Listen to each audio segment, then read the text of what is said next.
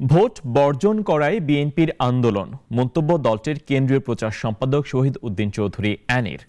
সকালে লক্ষ্মীপুরের godown road এলাকায় ভোট বর্জনের আহ্বান জানিয়ে লিফলেট বিতরণ করেন তিনি। অ্যানি বলেন, প্রহসনে নির্বাচনের মধ্য দিয়ে এদেশে রাষ্ট্রীয় ক্ষমতায় এসে একটি কর্তৃত্ববাদী শাসন চালানো হচ্ছে, তাই বিএনপি ভোট বর্জন করেছে। দলটির ফলও পাচ্ছে বলে উল্লেখ করেন এই বিএনপি নেতা।